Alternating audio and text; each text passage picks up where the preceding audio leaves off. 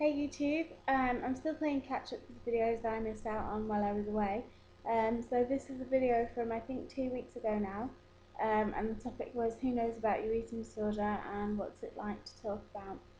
Um, yeah, earlier on in my eating disorder, up until probably quite recently, over the last year I suppose, um, my eating disorder was a secret from pretty much everyone.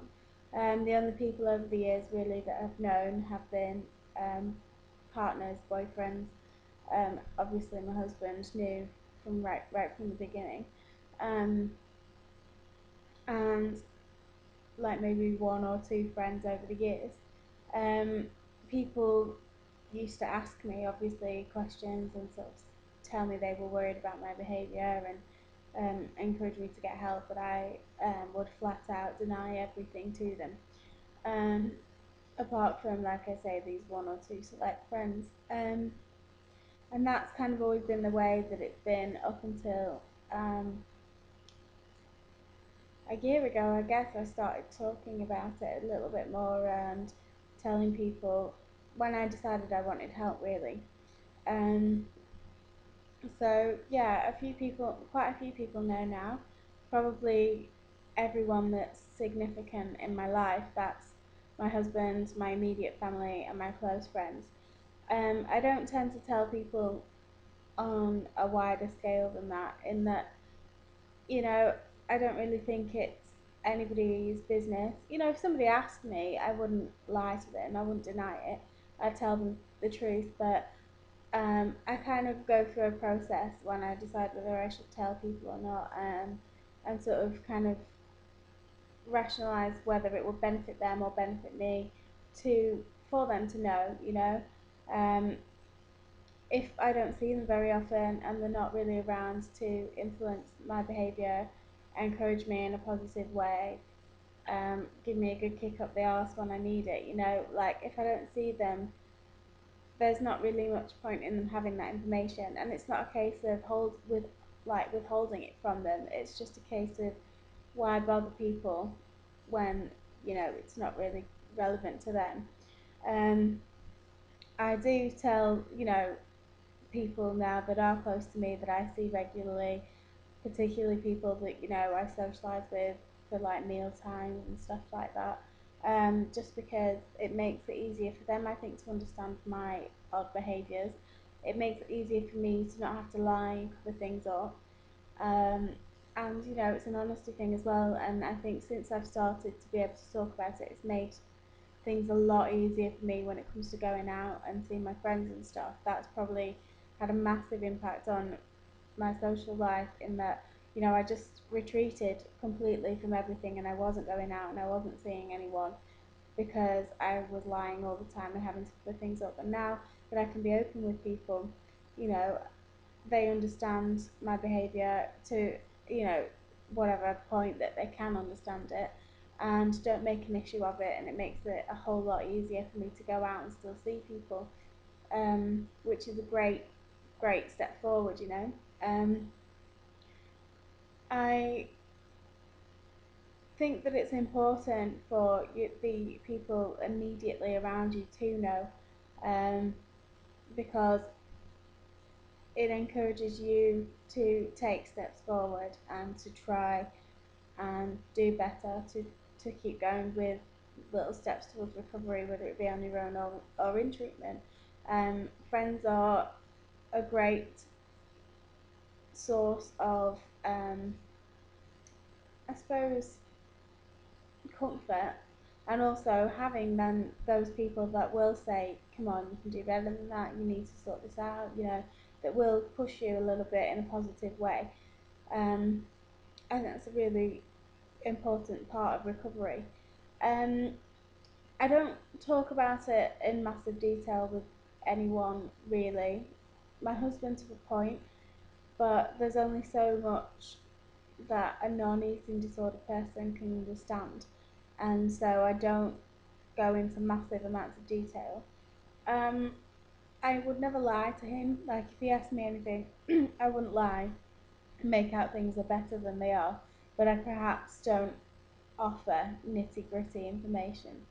Um, that is something that I do on YouTube on my own channel, and I find that a great source for venting and sort of getting things off my chest that I can't really do and say in like my real life, if you will. So YouTube's still a massive tool for me in that sense. Um, I still have kind of issues with thinking that people don't want to hear about it, and definitely I understand that other people don't really understand about it unless they've had an eating disorder themselves. So therefore, there's no point going through, a lot of the information, um, unless, like I say, they ask. Um, I do have a couple of friends that I will chat to about it, and my husband. So I do have a support network, and definitely since I've told people, it has improved things. Like I say, I'm going out and socialising more, and sometimes, if I'm having a good day, then I can sit and have a meal with my friends and stuff, and not throw it up, and not chastise myself because of it. And before, when I wasn't telling people and I was just completely avoiding those situations, it meant that I never had the opportunity to do well, if you see what I mean. Um, so yeah, it's a good thing.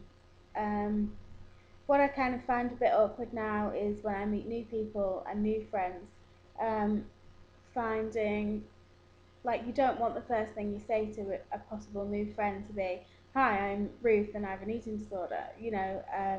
But at the same time, I do think that once you started to establish a friendship, it's good to offer that honesty and tell them, especially if they are going to be people that you're going to see regularly, and develop a good friendship with. Um, I think it helps them to understand me, and also I find that when you're meeting new people, if you offer sort of a big piece of information, something that's very personal, very private, um, and it's kind of a big issue for you. If you offer that kind of information to them, they tend to tell you something back. It's like a trust building thing, and it definitely deepens friendships anyway. So I think that telling people is good for friendship development, um, and it's good for yourself just to know that you have got people around that know what's going on, so you don't feel so lonely and isolated with it all the time. Um, I do find it difficult talking about it with my family, apart from my husband. I mean, my mum mainly. There's not really anybody else in my family that know. We don't have a big family really, so I haven't told my younger brother um, because I don't think he's old enough to understand, and I wouldn't want to worry him. But I did tell my mum, and that was a very awkward and difficult decision for me to make. Um, because me and my mum are really, really close, but I think in terms of a lot of things we're sometimes too close. And so I do struggle with talking to my mum about it, even though I told her in the interest of honesty, and because I was quite poorly at the time and I didn't really want her to find out in like from somebody else, or from me ending up in hospital or something. So I wanted it to come from me. So I did tell her, but I do struggle talking about it with her, and I don't really. Even when she asks me questions about it, I'm quite closed off about it, and I don't mean to be, because I'm not really like that with anybody else now. I'm quite comfortable talking about it. Um, I don't see it as something to be ashamed of anymore, and it's part of me that I'm living with and trying to conquer, and it's not something that I want to keep a secret particularly. Um, but like I say, I don't want the whole world to know either, so it's on a need to know basis really. Um, but with my mum, I don't know. There's still very much a barrier there. I think it's a protection thing. I don't know. But she's really the only one that I struggle talking about it with now. I think YouTube has been fundamental in helping me to speak about it, because for a long time I couldn't even say the word like bulimic when applying it to myself. I couldn't say I'm bulimic. I just couldn't say it to myself, to anyone.